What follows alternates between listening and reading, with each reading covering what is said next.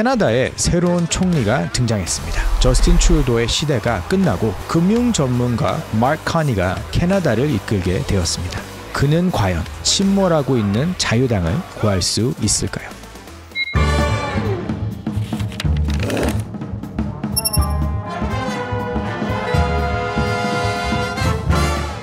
저스틴 트루도 전 총리의 큰 그림. 이게 제가 이거에 대해서 예전에 에피소드를 만든 적이 있거든요. 그래서 궁금하신 분들은 제가 이쪽이나 이쪽 어제 띄워드릴 테니까 한번 보시면 파트 1처럼 백그라운드 인포메이션을 좀 가지실 수 있을 것 같아요. 캐나다에서는요, 자유당이라고 하는 리버럴과 컨서베티브라고 하는 보수당의 대결 구도가 다시 뜨거워지고 있어요. 캐나다에 마크 카니라고 하는 새로운 총리, 이분의 등장 때문인데요. 캐나다는 이제 내각제입니다. 그래서 여당의 리더가 집권을 하게 되죠.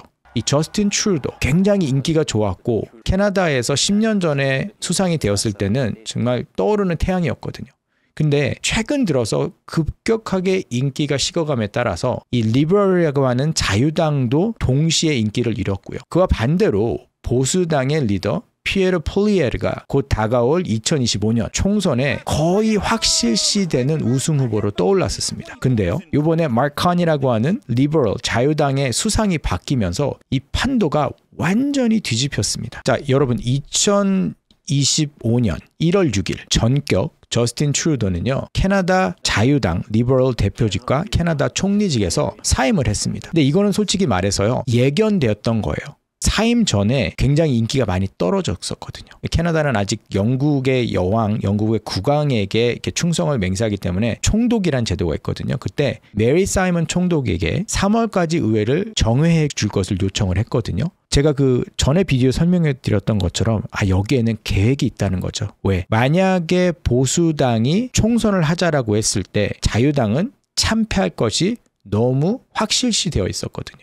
얼마 전에 있었던 그 온타리오 주 총선에서도 자유당이 완전히 참패했었습니다. 그런데 최근에 있었던 지지율 투표 이 폴에서 자유당이 6주 만에 보수당을 뛰어넘었습니다. 자, 첫 번째로 작년 12월 20일에 보면은요, 여기 보시면 폴리에르가 25포인트, 그러니까 25%나 리드를 하고 있다는 거예요. 다른 당은 보실 거 없고요. 이 두 당을 보시면 되는데 보수당이 거의 45%의 지지율과 자유당이 20%의 지지율을 보이고 있습니다. 자, 이거는 그 1월 6일에 사임한 트루도 대통령 바로 사임 직전이었는데요. 정말 참담하게 지지율이 낮다는 거죠. 정말 인기가 좋았을 때는요, 캐나다에서 트루도가 이끄는 자유당 리버럴을 지지율이 거의 65%까지도 넘었을 때가 있었거든요. 자, 근데 3월 18일 제가 지금 찍고 있는 날이 21일이거든요. 3일 전에 다시 이 폴에 대한 리서치를 했는데요. 그때는 완전히 판도가 바뀌었습니다. 보시면 지금 3월 25일이죠. 어떻게 됐을까요?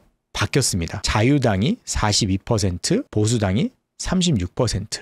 이대로라면 보수당의 성공, 그러니까 보수당이 집권당이 되리라는 것이 그렇게 확실시되는 거는 아니란 말이죠. 또 하나는요, 이 저스틴 트루도 형님의 큰 그림이 있었다는 게 뭐냐면, 이 저스틴 트루도 전 총리가 사임 전에 미국의 무역 정책에 대해서 강경한 대응을 시작했습니다. 사실 저스틴 트루도는요, 미국 트럼프 대통령하고 개인적으로도 에피소드가 되게 많아 사이가 그렇게 좋지 않다는 그런 사설이 좀 있어요. 그리고 저스틴 트루도는요, 트럼프의 전 집권 당시에 이미 관세 전쟁을 한번 한 경험이 있습니다. 자, 그래서 1월에 사임 당시 지지율이 22%였는데요. 저스틴 트루도의 지지도가 미국에게 강경하게 대응을 한 다음부터 47%로 급등했어요. 그와 동시에 불과 몇 달 전까지만 해도 보수당의 29%포인트나 뒤처졌던 자유당의 지지도가요, 이 마크 카니가 새 총리로 취임한 후 자유당이 42%를 기록하며 보수당을 앞서고 있습니다. 여론조사에서는요, 보수당 대표 피에르 폴리에르보다 총리로 적합한 인물로 마크 카니를 평가했어요. 지금 전체적으로 보면 캐네디언들이요, 등을 돌렸던 자유당을 다시 차기 집권당으로 지목하고 있는데, 여기 지금 각 당의 총수들인데요, 실제적으로 이 폴에서도요, 개인적으로도 지금 마크 카니가 굉장히 지지율이 높습니다. 그래서 피에르 폴리에르, 폴리에브라 그러게 하고 폴리에르라고 하는데 이게 프렌치예요. 근데 마크 카니는 좀 발음하기 쉽습니다. 아까 그 IPSOS라는 곳에서 리서치를 했는데, 지금 이 리서치에서도 보시면은 tough negotiator, 그죠? 그러니까 미국의 어떤 경제 전쟁에서 굉장히 강하게 대응할 게 누구 같냐? 그게 지금 보시면 마크 카니, 그죠? 그 다음에 또 재밌는 게 뭐냐면 누가 그 미국의 경제 전쟁 트럼프 대통령의 프레셔에 굴복할 것 같냐에 지금 보수당 당수가 더 높아요. 이 사람이 훨씬 더 무릎 꿇고 트럼프 요구에 응할 것 같다. 그러니까 전체적으로 보면 지금 다가오고 있는 경제 전쟁에는 마크 카니가 맞을 것 같다라고 대부분의 캐네디언들이 생각을 하고 있다는 겁니다. 그러면 여기서 왜 그럴까 한번 고민해 보시면 좋을 것 같은데요. 이 마크 카니의 주요 경력을 좀 보시면 알 것 같아요. 자, 엄친합니다. 제가 쭉 읽어드릴게요. 미국 하버드 대학에서 경제학을 전공했고요. 영국 옥스퍼드 대학에서 석사학위, 박사학위를 받은 초엘리트입니다. 뭐 하버드, 옥스퍼드 얘기 나왔으면 끝났죠. 자, 근데 경력도 화려해요. 전 캐나다 중앙은행 총재입니다. 2008년부터 2013년까지. 제가 2008년 얘기 드리니까 경제 위기 생각나시죠? 거기다가 전 영국 중앙은행 총재 2013년부터 2020년까지였습니다.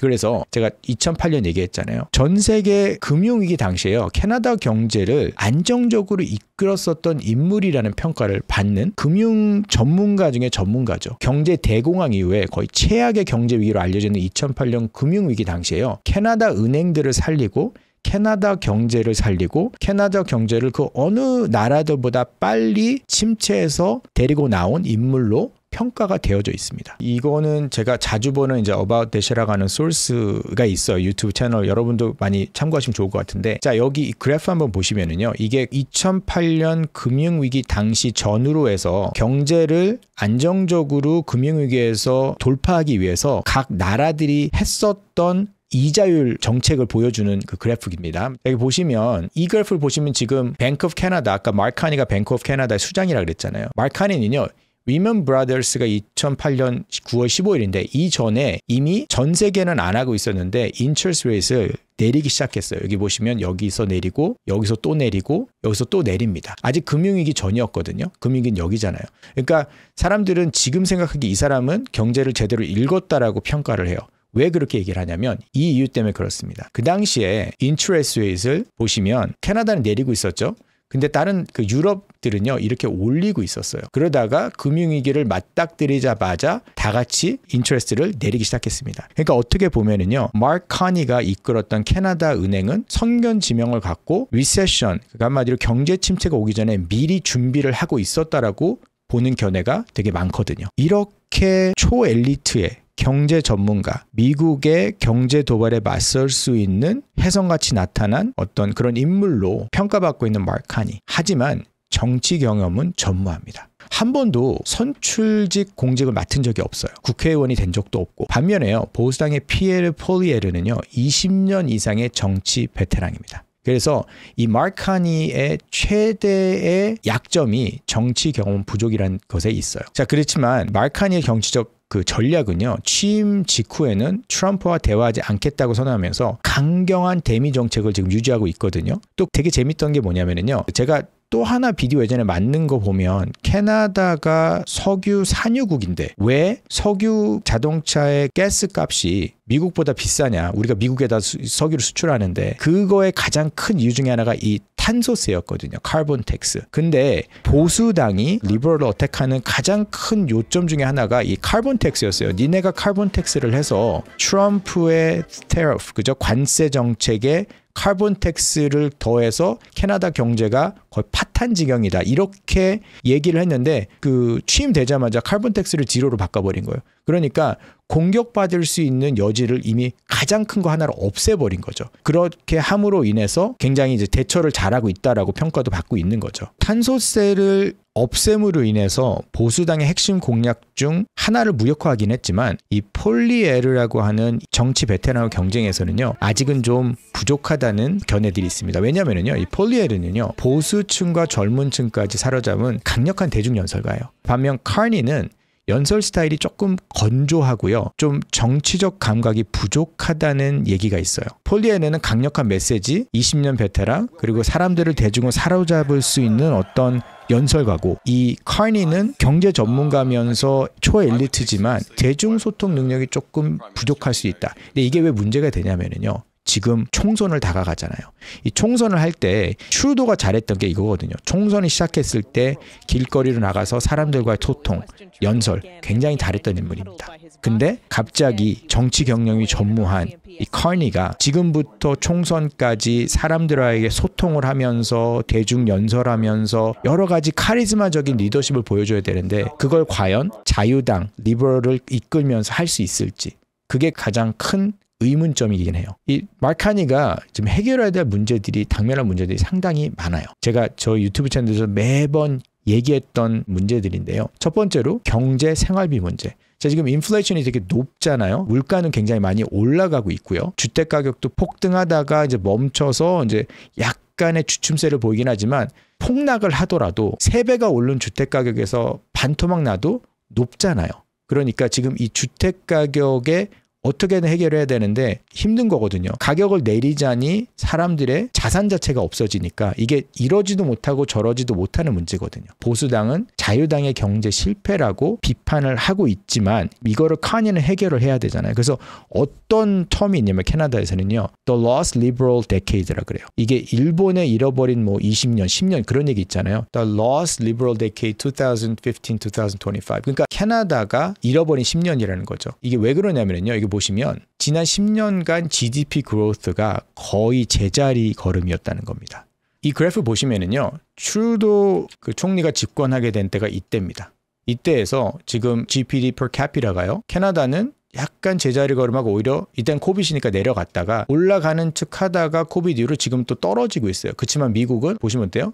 쭉 올라가고 있죠. 좀 더 확연하게 10년 동안 캐나다가 얼마나 경제 성장이 멈춰 있었는지 보여드릴게요. 자, 이 그래프 한번 봐보세요. 여기 보시면 뭐 미국 10년 동안 이제 이게 이렇게 합친 거예요. 매년마다 얼마나 성장했는지 18.2. 한국 어디 있을까요? 여기 있습니다. 23.8. 뭐 아일랜드는 폭발적인 성장이었죠. 거의 41%. 캐나다 어디 있을까요? 쭉 내려가서 여기 있는데요. 10년 동안 이제 accumulated 된 거죠. 이렇게 매년마다 축적된 경제 성장 모아도 1.4%예요. 1.4%.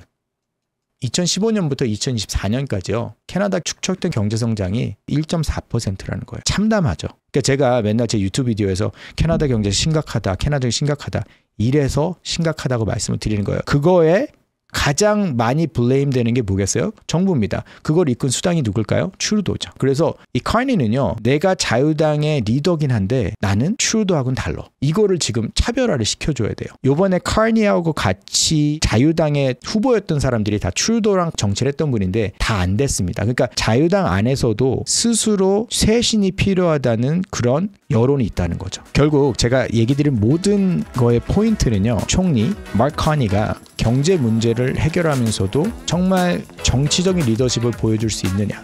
지금 경제 전쟁, 전 세계적으로 지정학적 문제가 있는 이 시점에서 정치적 리더십을 갖고 그거를 보여주면서 다가오는 총선에서 침몰하고 있던 자유당을 구해낼 수 있느냐. 이 다가오는 총선에서의 어떤 결과가 어떻게 될지의 중요한 관전 포인트로 보시면 좋을 것 같다는 생각이 들고요. 구독과 좋아요 눌러주시면 너무 감사할 것 같고요. 제가 다른 에피소드 만드는 데도 도움이 될 것 같습니다. 저는 다음에 다른 이슈를 가지고 스팟라이트를 가지고 여러분들을 찾아뵙도록 하겠습니다. 감사합니다.